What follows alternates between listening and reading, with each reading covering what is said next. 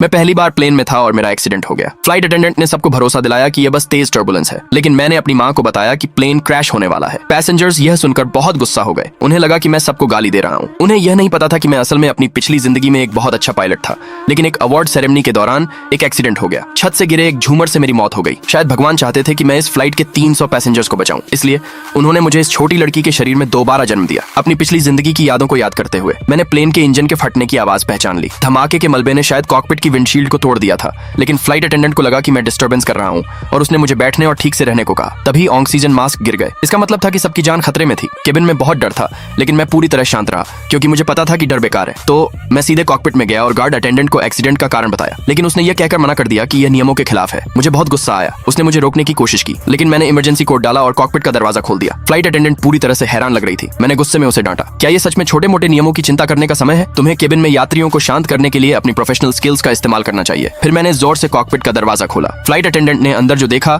उससे वह डर गई। कॉकपिट की विंडशील्ड सच में टूट गई थी। दोनों पायलट तुरंत खतरे में थे। गंभीर स्थिति को देखते हुए मैंने तुरंत प्लेन उड़ाना शुरू कर दिया। पहले मैंने फायर एक्सटिंग्विशर रिलीज बटन दबाया, फिर कंट्रोल कॉलम को पीछे खींचा। प्लेन ऊपर चढ़ने लगा और बाईं ओर झुक गया। जल्द ही को पायलट खतरे से बाहर हो गया, लेकिन संकट अभी खत्म नहीं हुआ था। तभी लड़की को कंट्रोल टावर से एक मैसेज मिला। प्लेन बुरी तरह से रास्ते से भटक गया था और एक कार्गो प्लेन से सीधी टक्कर होने वाली थी। टक्कर का अंदाजा 1 मिनट में लगा लिया गया था, लेकिन को पायलट बेहोश हो गया था और कैप्टन के हाथों में चोट लग गई थी, जिससे वह उड़ नहीं पा रहा था।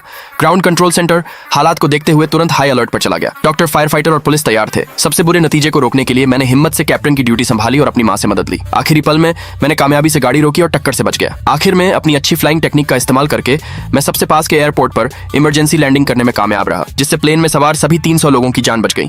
सच्ची हिम्मत अक्सर कम आंकी गई दिखावट के नीचे छिपी होती है। दूसरे पार्ट के लिए कमेंट में यस लिखे।